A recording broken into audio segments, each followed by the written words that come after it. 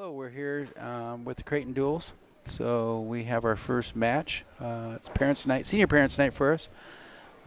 Exciting night for us. We have first match will, of course, be JV. Matt Chul from O'Neill wrestling at 182.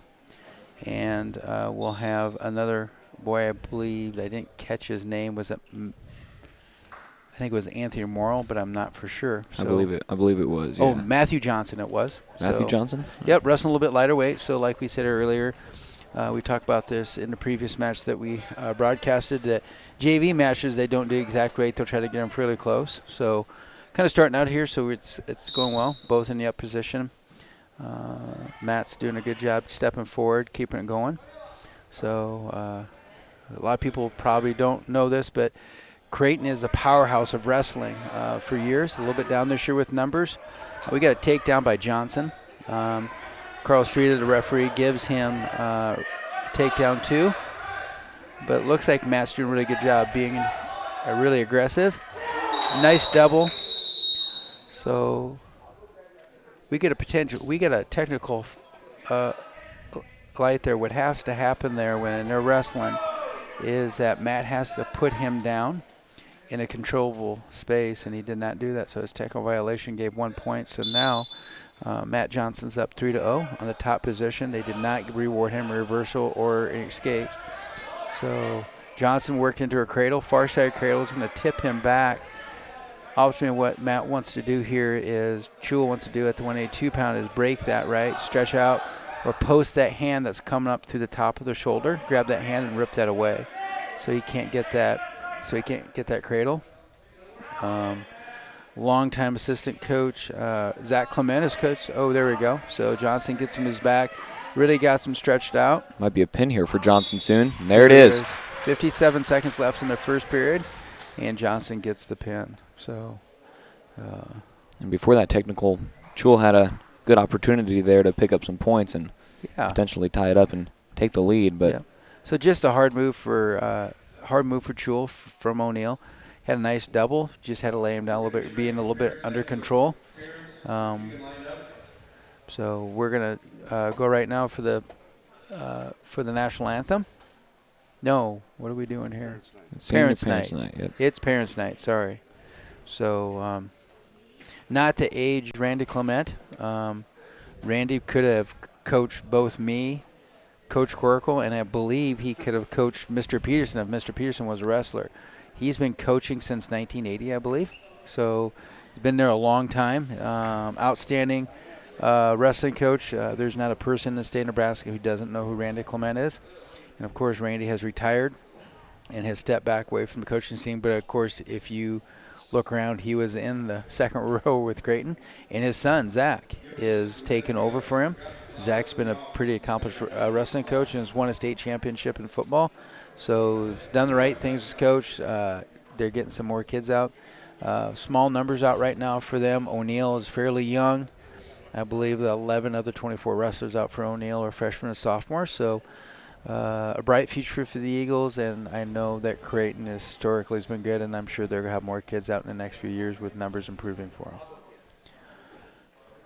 And, of course, big-name young wrestlers, and Ty Rainforth and Brady Thompson as well. Yeah, so we have right now, I believe that Brady is the only undefeated wrestler for the Eagles, and, of course, Ty is wrestling at 120. And we have Brady Thompson, who has 5 losses. I believe he's right around that 20-5 record. 3 of his losses are to the Valentine wrestler, who is going for a 4-time repeat. He's only been beaten once in his high school career. And if I say his name, I will say it incorrectly, so I'm not going to do that, Carson.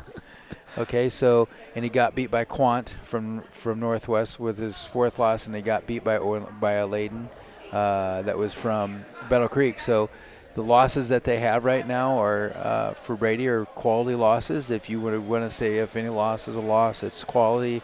He's been beaten by the best, and he's been in the wrestling matches with Quant. Came back and only got beat by 1 point. So, and that was here on EEB. So I remember that good. one. Yeah, I was really watching it from the stands.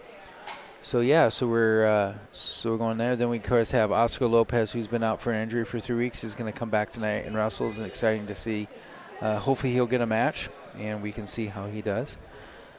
So yeah, we have a fairly O'Neill has a fairly young team. We have a veteran team over the Creighton Bulldogs. Of course, we're only looking at 11 wrestlers over there, but they have numbers coming up through the youth program. So I'm sure we'll see a little bit of lean years for the Creighton Bulldogs in the next couple of years. But with that being said, they'll have their numbers back in no time.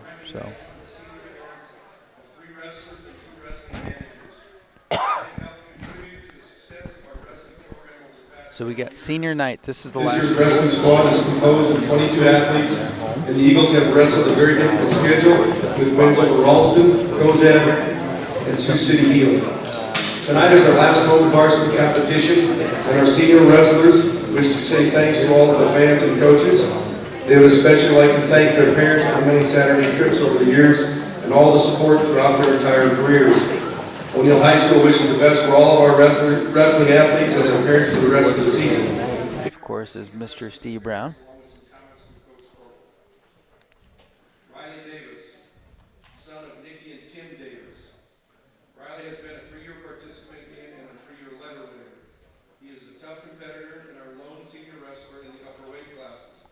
His current record this season is 21-7, and he leads the team in pins with 15. He is an accomplished metal worker, placing 3rd at NECC Scholastic competition and the welding competition. Riley also competes in football and is a member of the O'Neill FFA chapter. So right now, Riley Davis, give you a little added insight. He's deciding to go to Mitchell Tech, I believe, into the welding program as he's doing. 21-7 is not too shabby for anybody that's wrestling, especially a senior that's wrestling at that heavier weights. Riley's wrestling at that 182 pound. So, outstanding wrestler. He's nice. He's the 3-year letter winner. Here comes Leo Dominguez.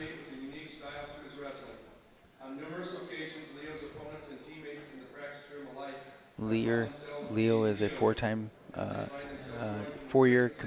participant in wrestling, and I believe a 4-year letter winner. So Leo was here in middle school and left for a year and then came back. So it's nice to have Leo back. He's going to graduate here in May and still up in the air about what he wants to do. He's thinking Northeast Community College, possibly military. So he has a direction where he wants to go, so that's always nice. Oscar Lopez, son of Kim and Dustin Strong. Oscar has been a 4-year participant in wrestling and a 2-year letter winner who qualified for the 2019 state tournament. He's an outstanding teammate and competitor. Oscar was the tournament champion at a very competitive Valentine invite earlier this season, and he is currently ranked number 7 at 132 pounds in Class B. There are so many occasions where you find Oscar helping younger wrestlers get better. So Oscar, if you can't hear this, is our senior that's come in. It was a Valentine individual champ. 4-year participant, 2-year state qualifier in wrestling, 2-year letter winner. He's looking at going into health sciences in the Southeast Community College. So it'll be fun to see what he's doing. So, so we have directions for our seniors, which not only do you want them outstanding athletes, you want them to have an idea of what they're going to do. If you look down here, all 3 of these senior athletes are multiple sport athletes, which is nice to see. They're involved in a lot of different activities, and that's what small schools want, is people that are here to not only contribute maybe their favorite sport, but other activities as well. Morgan Briner, softball player, manager, and was a 3-year participant in track, or 2-year participant in track. So she came in to manage this year and does an outstanding job, Mr. Corkle said. So, of course, Taya Rainforth, the sister of Ty Rainforth, is a multiple sport athlete as well as a 4-year participant in cross country, 1-year qualifier in cross.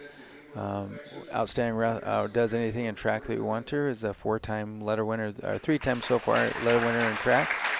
So, and she's looking at going into the University of Nebraska-Lincoln. Something with animal science, so she's thinking, actually leaning now more towards health sciences, something with the nursing field.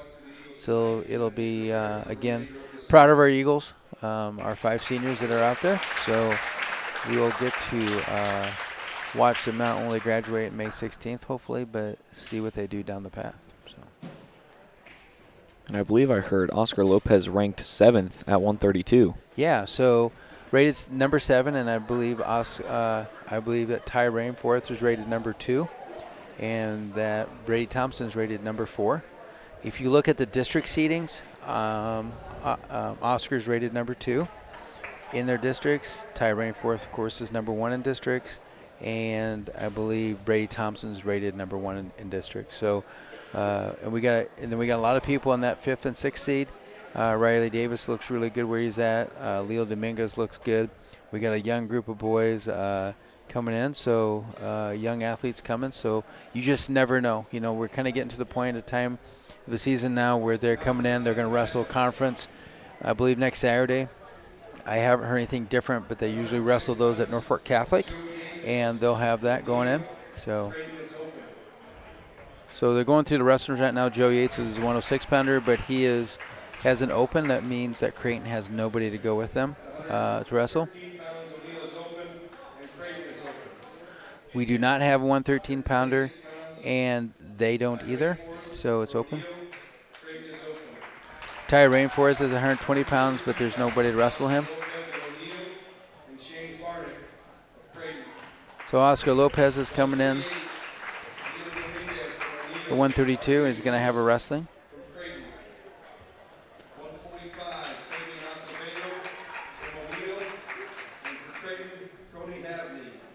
So we got other people wrestling.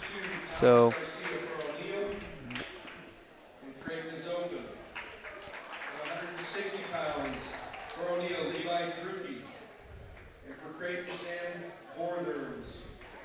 So a little bit of here, Carson, that people don't realize is that if there's an open, what they can do at the last minute deciding where they want to go, they have already drawn.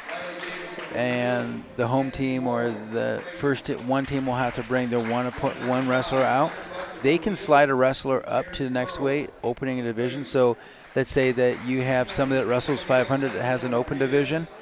They might slide somebody into that weight that weighs the same amount that's wrestling at a lighter weight, thinking they have a better chance. So it's a little bit of a game of chance here, playing your cards correctly, and they'll alternate that. Typically, excuse me, we will start in the old days when in the 80s when they're wrestling, they would start light and go start at 103. Actually, 96 pounds was, I believe, the lightest weight, but now it's 103. Oh, wow. They wrestle from 103 to super heavyweight. Now they have drawn where they'll start. And that's what Carl Streeter, they have probably already identified that.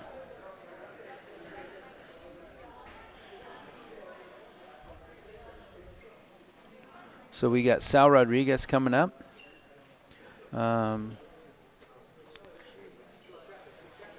Is it Shabram? Noah Shabram's coming up, I'm sorry. Noah's a 195-pounder, so they've drawn that their first wrestling match will be at 195. We'll go to 195, then we'll go to 220, which some people may call heavyweight. And then they'll swing back through to 106 and go through the matches. So we typically right now team score any opens that we have. When they go out and shake the hand, they'll raise and automatically get 6 points. So decision, okay, is anything less than 8 points is worth 3 points. Major decision is anything where you score 8 to 14 points greater than your opponent will be 5 points. And of course, technical fall is where you score more than 15 points, and that is 5 points for a team. And a pin is 6 points. So ultimately, what you would want everybody to do on your team is to pin through. Right. You know, so watching a little side note, I was watching the Penn State, Nebraska. And Penn State rated number 2, I believe, and number 4 in the nation, and Nebraska was number 7. Of course, Penn State was heavily favored to win. Nebraska had a pin two weight classes prior to the end, and they only beat Nebraska. They beat Nebraska by 1 point, so it was a really close race. So even if you're getting beat, it's important to understand that you can hurt your team even more by getting pinned or getting tech falled. Right. Having a technical fall or having a major decision, which is greater than 8. So even though you might be wrestling, that's what we're doing, going with that. So we have Terrence Burrow, who's a 12th grader, okay, and we have Noah Shabram, who's a 10th grader. So we get Burrow with a little bit of experience or age on the sophomore. So right now they're just working on inside ties. Typically you want to have control of that. Burrow's really working well with trying to keep control of those hands. Noah's working for the inside tie. Typically what you want to do when you tie up like that is not to be ear to ear like they are right now, but to be head to head, to create a little bit more distance for shots and to keep those feet open. Ear to ear gives you less distance. Burrows did a nice job really working the inside head with the snap down. Just where you got that forearm in and snaps that down. And Shabram's doing a nice job just keeping his balance, keeping inside tie, right, working inside. Of course, headgear in youth wrestling is not needed, or collegiate wrestling, but in NSAA it is required, which you get the dreaded cauliflower ear, right, with the overloaded. So right there we had a nice shot by Burrow. Takedown. You got a takedown too, right? It was a double leg. Head was inside, did a nice job with the bulldoze over. Now he's working on top, trying to get that arm behind, right? So it's called we call it bob wire. There's multiple names for this stuff, but I'll call it the bob wire. And he's going to just roll him over, right, with reverse half. Now you got 3 near falls, right?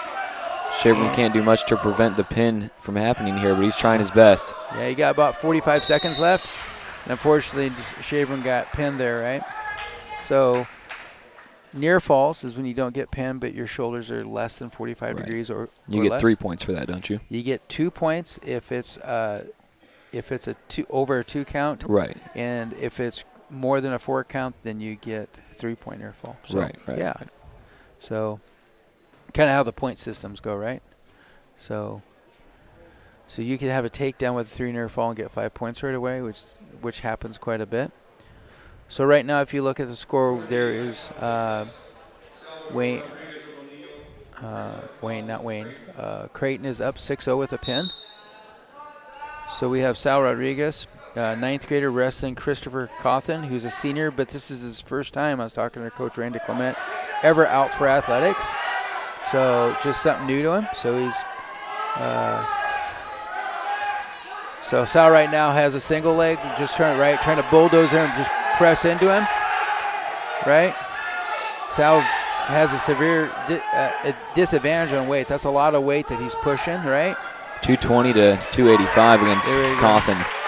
So there we go. Sal got behind and got a nice takedown. So he's going to get 2-on-1, 1-on-1 underneath. This means Sal has a tight waist. Left hand's around the waist. Looks like he's working. Nice roll by reversal by Burrows, and that's a lot of weight to push off, right? And right now Rodriguez might be in trouble, and he is. Another pin. Another pin. So right now the Eagles are down early with as a team score of 0-12.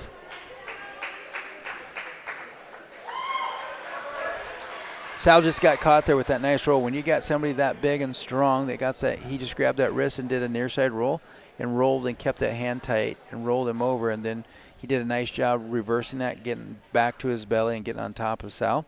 And again, you got a lot of weight and a lot of strength like that. That is hard to handle. So it looks like they are not going to challenge Joe Yates. Joe Yates has an open at 106. It automatically gives 6 points.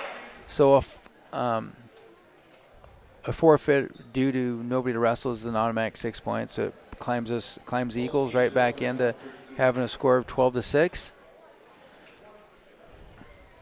Next person up is going to be Zach Osborne. Zach Osborne is a 113-pounder for the Eagles. Looking to see if they have anybody that's going to challenge Zach.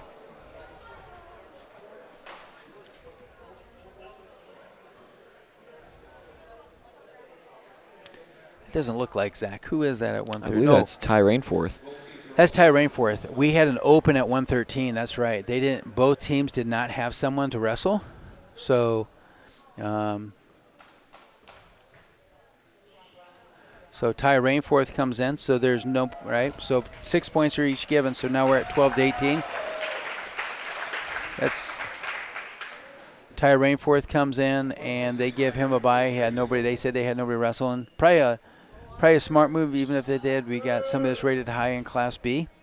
that has been undefeated, to say that they're going to go against Ty Rain for a sophomore who has lots of matches under his belt would be a tough go unless they have somebody else rated, which they didn't. Oscar Lopez here looking to get his first match in for a while. You can see the seniors for the Eagles wearing black instead of their regular blue. Of course, Creighton in their typical black and red, right? That's the signature of the Creighton Bulldogs.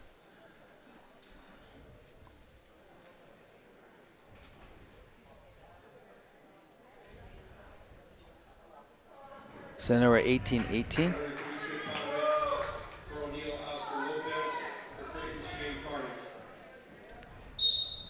Oscar Lopez facing off against Shane Farnick at 132. So here we are. So this is 3 weeks off. Shoulder injury when he was at, nice roll, tilt, right? Gets behind, gets takedown two. Again, Oscar got hurt when they were rushing up Presho. It was a big 3-day tournament, or 2-day tournament, I'm sorry. Hip tossing someone out and fell on his shoulder. So we had a small dislocation, partially torn labrum, but they said it's good enough to come back. He has the legs in right now, really working the legs. A lot of athleticism being shown by Lopez. Yeah, so we got hips are crossed, right? So what you want to do when you got the legs in like that is that you want to keep your hips across his and not right him up. I would say right now Oscar Lopez is a little high, but he's working that half to 3/4 in. So Oscar's now putting in the double legs that really stretches your lower abs. If you've ever been on the bottom and you're fighting those legs and somebody puts a double in. Of course, he took that leg out and he has a single leg in on that, right? Really working the hips over. Want to keep that tight, not very loose. And what I mean is that body space between the top and bottom wrestler. That top wrestler, Oscar Lopez, wants to keep that as tight as he can and not very loose and not drape that his head over the defensive wrestler, Farnick. A lot of it, if you ultimately want to know about wrestling, is being in control, right? So Oscar opted to give him an automatic 1 point, saying, I'll let him up automatically, which you can do in the last few years. He says he feels fairly confident on his feet, so he's going to go after Farnick for a takedown. And Farnick, there he is, nice duck under there, right? Worked in a high crotch, which he came through, and worked in that, right? Put the legs in it, so he got a takedown too. Farnick was really straight up. He's working that head a little bit. Got that 3/4, if you can see that from here, really working across. Oscar feels comfortable with those legs. This is called what we call the guillotine. So he got this in. He's going to stretch this back. Again, strong on the shoulder, right? Really hard on the bottom person's shoulder and really stretches it out, but he did a nice job. Ultimately, what Farnick wants to do here is just keep his base, right? Keep strong, keep his knees and his hands down and build up. That's going to be the end of the first period. So he got turned over there, and he gave 2 near falls, saying that he got enough points there that he exposed his back to the mat. So right now, Farnick had the choice to go down in the referee's position, offensive position on top, neutral, or defer. He deferred, gets a choice third period. Oscar says most people, when they're going to have that choice, when they have to make that choice, will choose down or neutral, feeling like they can get away, or they can take him down. So right there is nice switch. And a reversal. You got a reversal too. So nice switch. He creates space with his hips. So the biggest thing you want to do again when you're on top, top position is keep that down. He got his shoulders to the mat there, right? He's counting those points away. And a pin for Oscar Lopez. So coming off of 3 weeks, seems like Oscar isn't as rusty as he thought he was going to be. We talked a little bit today, and he was a little bit worried about it. Didn't know how far he could go in the match, just conditioning-wise. But he's been working out, just has been on the mat a lot. So gives 6 points to the Eagles. We're up. Eagles are up 18-12. Farnick is just a 10th grader, so he has a bright future. He gets 2 more years. Wrestling a Class B state-rated wrestler at 7th is nothing to shake a leg at. So it's been a good show for Oscar coming back.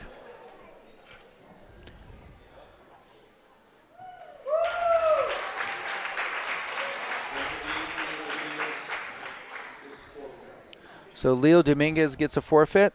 Nobody came out. They're going to offer to wrestle up a class, it seems like. Leo was at 132. They wrestled Leo at 138. They did not have 138 pounder, so Leo came out to wrestle.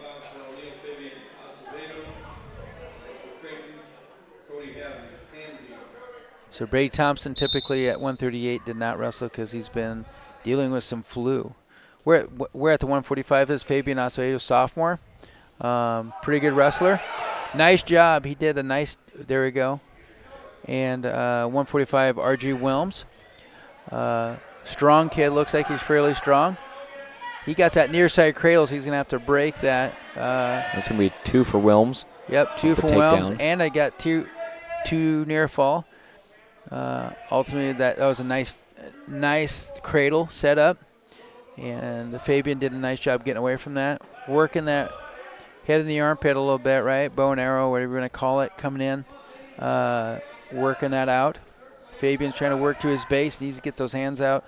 And Wilms is doing a nice job with that one-on-one, two-on-one underneath. So two-on-one is exactly what it means. 2 arms against 1 arm. And one-on-one is one hand against a wrist against the other hand. So Wilms is really comfortable working off to the side and trying to work into position to get some type of points. Hips of Fabian Acevedo are down a little bit. Just needs to work on getting those up a little bit.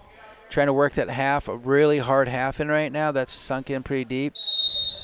Acevedo did a nice job there, but just stepping back, right, and keeping and not allowing him to tee off. And what tee off means is that he's going to take his body off to the side and create like a T, the letter T, and that gives a lot of leverage to the offensive or top wrestler. Switch, right? Switch was there, but Wilms did a nice job and grabbed that free left hand back, and Acevedo struggled bringing that arm through, so that switch didn't happen. Wilms currently ahead 4-0 against Acevedo. So it looks like he's really comfortable with that high half series. If you look at right now, you can see it. He's really working that high half series through him. Work to the side of the mat. And, referee Carl Streeter said, you need to work in the middle. Let's kind of stay so we're somewhat safe. That ring's there for a reason. They can get points if they feel like they're in an offensive position, but they work there. So there you go. So he gets an underhook in right now. The end of the first period. Wilms still at the 4-0 lead. Yep. Boy, it was close. Fabian would have created distance between Wilms on that and broke contact. Probably would have given him escape. Wilms took down position without deferring. I think Acevedo actually deferred and Wilms chose down. So at the beginning of the second period, of course, our periods are 2-2-2.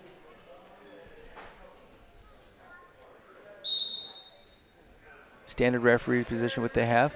Wilms looks like a fairly strong athlete, so Acevedo has to be careful of what he does, keeping his weight behind his hips.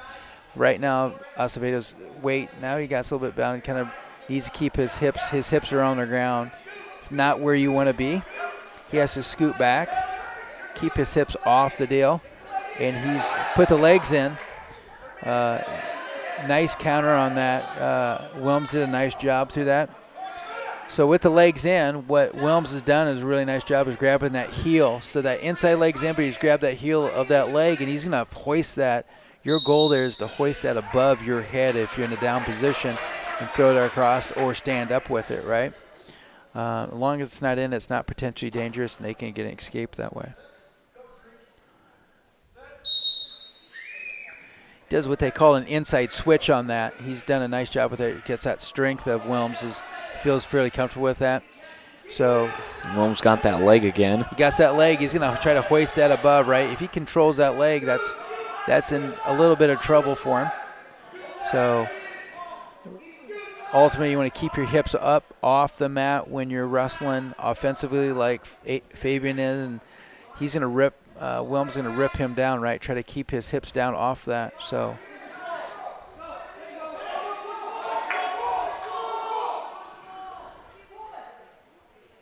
So just kind of fighting. There's not a lot of going on right now. Now he got some to his back. He puts those double legs in. It could be a little bit of trouble. He got 2 near fall, as indicated. Okay, they got 2 near falls saying that he's good. Legs are in. He's going to stretch him out. If he leaves, both hands leave the mat, it's potentially dangerous. He'll get a restart.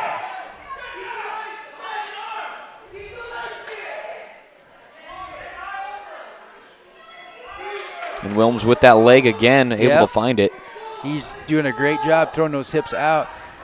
Fabian really wants to scoot. Just keep scooting, right? Sounds weird, but scoot your hips out, out, out. That's the end of the second period. So referee Carl Street did not give him a reversal and escape, saying he did not get his hips over Fabian. So Fabian, time was on his side there, right? Fabian has chosen, again, deferred on the second period and chose a down position feeling like he needs to get out, which most wrestlers will do, right? Because you don't want to give any points on the down position, saying get him to down. So right. So Fabian's base is there. Wilms doing a nice job keeping that base from happening. That's called a tilt right there. He's going to work through that. He got a little high, and Fabian's down below, but he's high. Got that arm over, right? Acevedo able to get that reversal, though, and tied at 4. Yep. He has to be careful because he got that leg up, right? He's going to have to scoot back on that, right? This is so Fabian's in a little bit of trouble, believe it or not, right? He's not where you want to be. Acevedo Wilms did a nice job on grabbing that head and swimming through on that, so we get a reversal of 2, giving control back to Wilms from Creighton. So Acevedo's down 2 points. Total score 6-4. So he gets what they call a chicken wing in, is what we call it, right? And he's going to post that over. He's going to walk through that head a little bit and flip those shoulders over. Eventually that elbow will come through, and he's posted the other shoulder. You can't really see it, but on that left side of Fabian Acevedo, he's posted that hand, so he can't really move. What he needs to do is just keep his base strong, and hopefully it comes to a stalemate. He's loose on that one arm. Carl Streeter could possibly call it potentially dangerous here with that shoulder being elevated. That elbow's past his back, right? So Fabian's trying to work through and gets that. He gets out of it. Wow. So he gives 2 near fall to Wilms.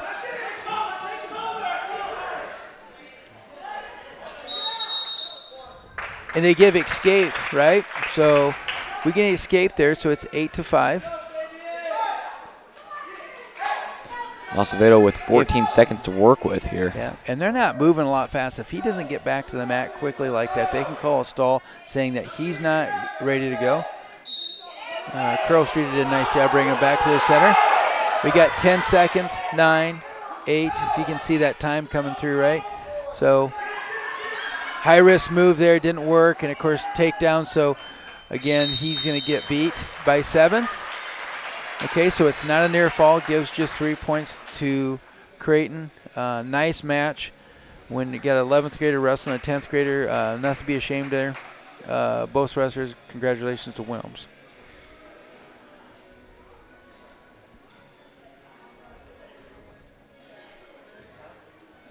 And that win from Wilms will give Creighton 3 points.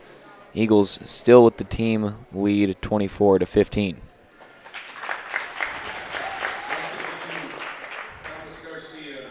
So Creighton does not have a 152-pounder, so they forfeit that weight, giving 6 points to Thomas Garcia. Towards the team points, team score right now is 30-15. Hard to stay close with open weights, right? Get 6 points right away, it's just tough. We have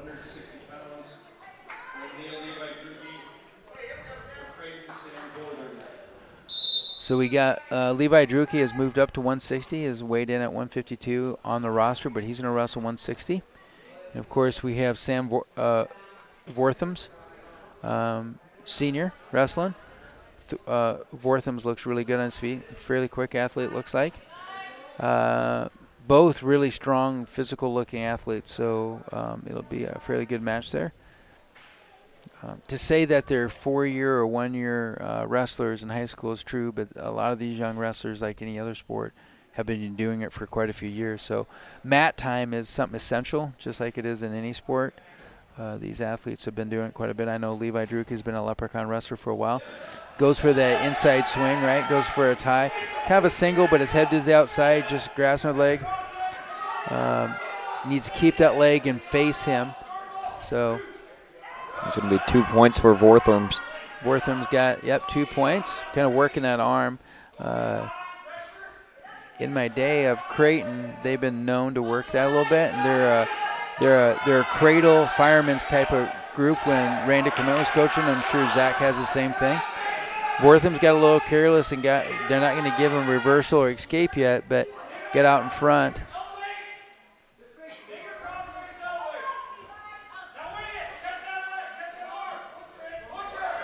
Levi's hips are down, but he's working his hips back up. You want to get off your hips, right? Get to your toes, right? He's going to work to a double right there, so Wortham's is in a little bit of trouble. Close. That was real close, but Carl Streeter's not going to give him an escape or a reversal of 2. He had his feet. Referee didn't feel like he had control enough to take that away. So right now we got blood timeout, so there's different things. We have injury timeout, blood timeout. I believe blood timeout's 5 minutes. Blood-borne pathogens, of course, is always a concern, but they're checking him. They have to make sure the mat's cleaned, and that things. And there we go. We got Morgan Briner as our managers out there, gonna clean the mat. Got some gloves. Brandon Stoles, the O'Neill managers there to clean that up. So, yeah, they get a total of 5 minutes of blood time, I believe. They haven't changed that. I guess I haven't read the rules on it in about a year, but I believe it's still the same.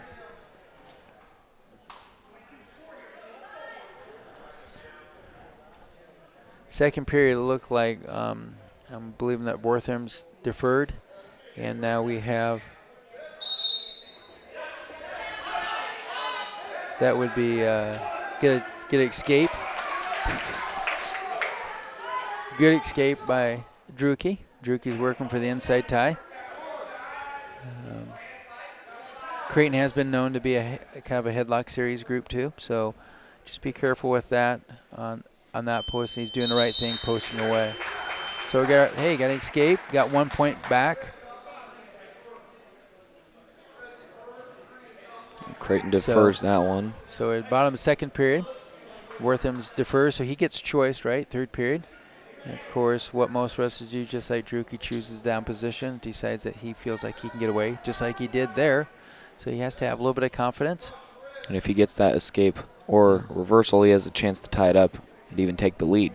Bortham's got a little nervous there, went a little before the whistle and got a warning, not a big thing, or caution, I guess. Did a chop on the near elbow. Chopping that near area, we're trying to break that down a little bit. Bortham's really working that. Head in the armpit there, just working on trying to bust him down on his base. Levi's doing a nice job keeping that base up. Wortham's got a lot of pressure on those hips, but has not put the leg in. Again, you want to keep that pressure on and be in control. And of course, ultimately what Levi wants to do is keep it down. He's working on that tilt. Pretty loose tilt. It's going to cost him a little bit. Watch this. He's going to work into that double and bring him back on. He's going to bring him, right? He's going to gave him escape, saying that Wortham's no longer had control and gave Levi Durkee. So it's a tied match. 3-2. It should be 2-2, I believe. I think it should be 2-2. It should be a tie here right now. The official score is not quite right yet. So 2-2 is the score. I'm looking down on the mat. Of course, Mr. Peterson has it right on the screen here. We have a 2-2 score with roughly 57 seconds left. So now they got it back. Official score that we have is there. So we always watch wrestlers on how they start their offensive position, right? No, they haven't started Just the wait clock. on the yellow bit. Clock! Clock!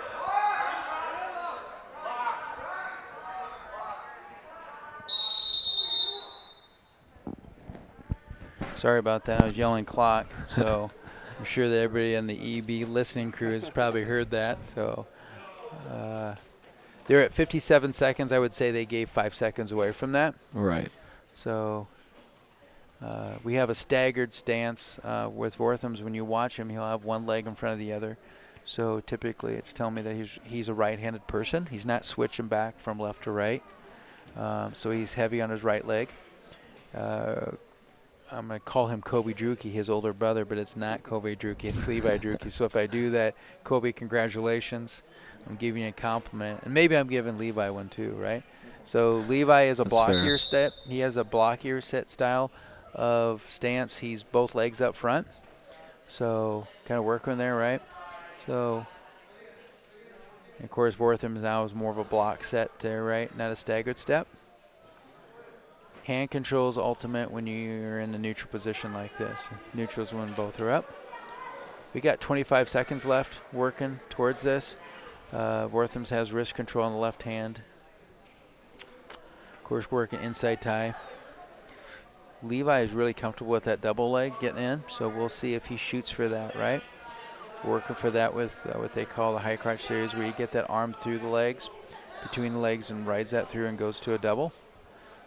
Levi is really good on that. There's that nice double. So Levi waited a little bit too long, and Wortham did a nice job countering that, blocking that through. Going into the third period, still tied at 2 Yep. between Wortham's and Druki. So Wortham's feels like he feels good on the bottom. So ultimately you want to keep him down, but always 1, not 2, right? We don't want a reversal. We'll take an escape, which gives us a chance to do well. So we got a tilt right now working on that. So a little loose, didn't keep that through. Got Levi got a little lucky there, and he didn't swing. He grabbed that head of his, so worked well. He's blocking that. A little bit of a spiral ride where the leg goes on the inside of the thigh on the right side and comes up over the head, but he's really working to keep that pressure on top, keeping those hips broke down. Wortham's does a nice job just sitting out, trying to keep that pressure off him. Grabs that right arm of Levi Druki to kind of keep that control away from him. Levi's working what we would call it's just kind of holding on right now, but it was working the spiral right system. Wortham's getting escape. He is up 3-2 with 1:03 left, so it looks really good. We've got a minute left in the deal. Plenty of time for Broswesters to be offensive. We'll see what happens here. So Levi's, I would say, being a little bit more aggressive, stepping towards him, where Wortham's doing a little bit, stepping to off the side. You can step and circle and not be called for stalling, but stepping back the way he's doing that, more than 1 or 2 steps, could be considered stalling, which is a warning. And then, of course, the next point is there, right? So we got 35 seconds left. Not a lot of offense. If I was O'Neill right now, I'd be working for a single endeavor, really push him through. He's just down by 1. Levi really has to work hard here. So working ahead.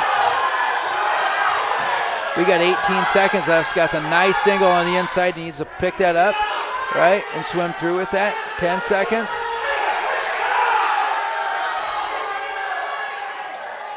At a standstill right now, 5 seconds left. Yeah. Probably wouldn't call this, right? Carl Streeter called it right, but there could be some refs who would call that fleeing mat. He had stepped off the mat straight back. Druki almost able to get a takedown off. So with young 1 second wrestler, left. yeah. Young wrestler Levi Druki, freshman, does an excellent job. Just wait a little bit too long to make his offensive series come through. Of course, we have Wortham's as a senior, so nothing to be ashamed of. I know that Levi's probably upset, but Wortham's wrestled a nice match, was able to win by 1. And that was a great performance from Levi as well. That is going to give Creighton another 3 points. They're still down 30-18. So we're looking at this now. We are going to be at the 170, 182, right? So that would be 12 points. They would have to pin the next 2 matches to tie us, to tie the Eagles, just for a tie, because we did start at 195. Okay, so So right now, if they don't get a tie, if they get a pin here and a pin next to it, they can actually tie the Eagles and tie for the duel, right? But those will have to be. So we have right now Enrique Sanchez wrestling at 170 against Easton Pavlik. Got a nice takedown, right? Referee gives him 2 near falls, saying his right. 2 near falls, so Sanchez from O'Neill is up 4-0. Pavlik went to his back there and caused some near fall points. Of course, near fall means nearly stuck, but not quite, right? Puts a leg in. Sanchez's hips are down on the ground, though. It's not as effective. Puts a double leg. He's going to stretch him out, right? Again, like I said, when you have that done to you, it really does tear up your lower core, lower abs. It really stretches them out, right? It's hard to counter. Most referees will say when you put the legs in like that, it's the obligation of the top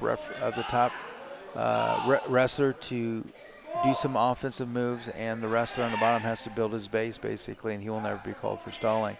But the top wrestler, has to make some offensive moves on him. So it looks like right now that Enrique is just trying to work on a half to 3/4. Double legs are in, really stretching him out, keeping his base down. Stalemate. Carl's saying nothing's really going on there, so we're going to start you guys back. Going to put Pavlik on the bottom. Referee's position is what we call it. Then we got the offensive side of Enrique. He's going to cover. Goes a far ankle, right? Tight waist. Brings him down. Working on a 2-on-1 there. Kind of, right? Roll that front arm of his over. Ooh. Crossface. He's working like crossface cradle, right? Throws that cross around, but he got a little bit overzealous on that. He's going to give Pavlik, almost gave Pavlik a reversal, but gave him an escape of 1. So, again, 1, not 2, right? Want to give him an escape, but not 2 points. We're up 4-1. We got an inside single by Enrique. Enrique needs a circle on that. Pavlik did a nice job being defensive on that and going out of bounds, making them both start at a neutral position. Scores 4-1. Sanchez from O'Neill ahead, of course, in the green. So looks like he has a fireman's in. He's going to work that fireman's, but so he just really has to throw that left shoulder down. There it is. That is the first period, though. That's the end of that. Really tight. So what that is, he has that arm going to drag that down. Nice low fireman's by Sanchez. Really tight, and it looked like Pavlik could turn him, but if he keeps that arm tight, it's going to roll his shoulders to the mat. Nice fireman's there. So Pavlik chooses down after the defer from Enrique. Yeah. Control. Carl saying caution. Saying, Sanchez, you jumped a little quick. That's what he's saying right there. So he tries to do a roll there, right? Choose a Granby through, they call it. It's the defensive position, rolls through and tries to get free. Offensive wrestler, if he keeps his leg between the defensive wrestler's legs, you can stop that, and that's what Sanchez did. So he's going to put those legs in again and really work those bottom legs. Wilmy, remember earlier, did a nice job catching that heel. Pavlik would have been nice if he would have caught that heel on Sanchez, but didn't. Now he's going to work at 3/4. This just takes a lot of energy out of that bottom wrestler. It just really does. Now he turks him over. He's going to throw a single, right? Got one leg in. He's going to turk and really squeeze that around. He's cupped that chin with his hand. Can't choke him, right? That's right, illegal. Right. But he's cupped that chin and is going to bring that across. So Pavlik said he didn't turn him enough to even get near fall points. So it just wasn't quite there. He had him right on the side, but not quite on the shoulder.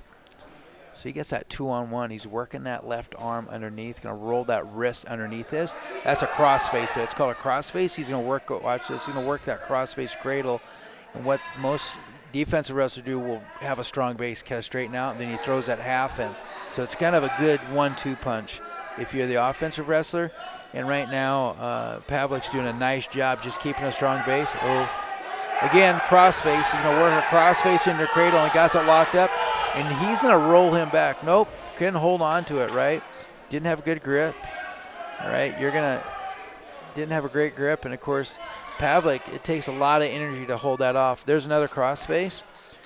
I would have to say that Sanchez is a little high on that with that crossface. Needs to stay behind a little bit. But it's doing a nice job working offensively.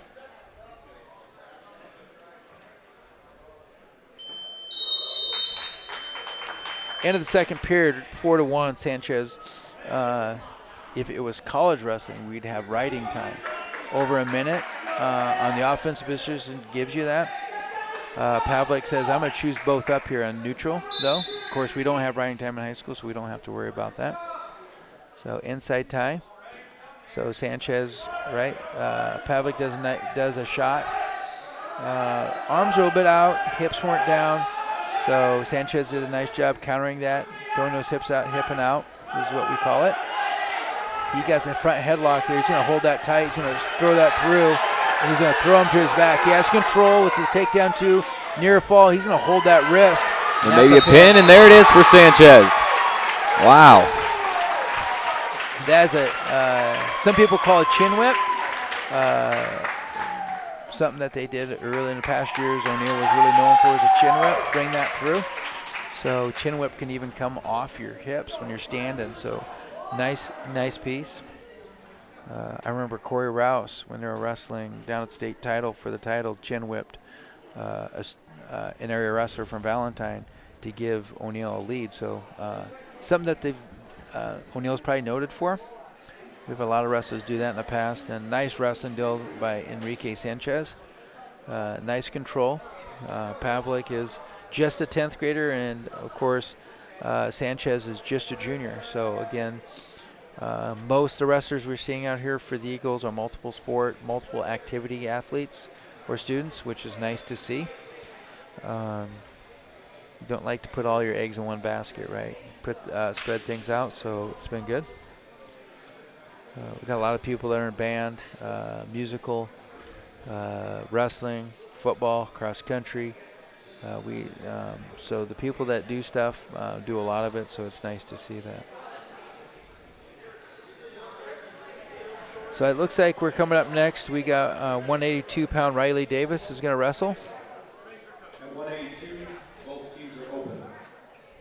Oh, I'm sorry. 182 is open.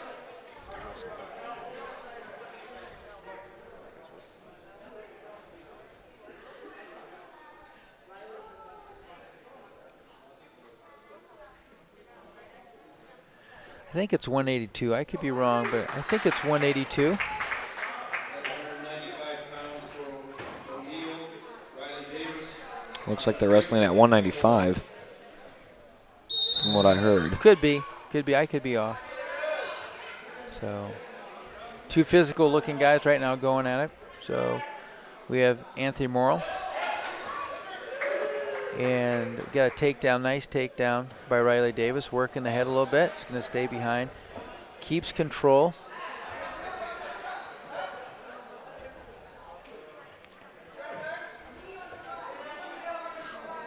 Moore right now has done a nice job getting to his base, right? Keeping his hips off the ground. We got crossface. We would call it bob wire. Other people might call it something else, right? Run that across, then grab underneath and just go. Davis doing a nice job working head. He's put a half in. He's just going to bulldoze him over. That is tight. With a minute 12 left to go, there ain't a lot that could be done there. It's maybe a pin, and it is another pin for the Eagles. I believe, and I could be wrong, I think that was 182. Okay. So we are done. What's that? But I thought Noah Shabram was at 195, and then we wrestled Sal at 220, so that would bring us back through all the weights, and the last weight would have been 182. So. But I could have counted wrong, which I do all the time. So it's probably the reason why they took me out of being a junior high math teacher, Oh, man. Well, I believe that is the end of your duel. Eagles able to win that one 42-18. Team points. I believe we've got wrestler of the duel to hand that out to. Who are you thinking? Well, that's tough. I was personally thinking Oscar Lopez coming off of his injury, bringing a lot of athleticism and able to pick up a pin. Yeah, I would go with that. Oscar's been off 3 weeks. When you're gone that much, a lot of athletes will feel like, do I have what it takes, or am I ready, or am I in shape? And Oscar came out and showed a dominant performance. So, yeah, I'd go with Oscar Lopez being EEB Athlete of the Day. So that'd be great. All right. Yeah. Well, that's the end of our duel, everybody. O'Neill once again picking up the win against Creighton 42-18. My name is Carson. I'm Mystery Hooker, or Cole, I guess. So I will see you tomorrow on the Daily Announcements.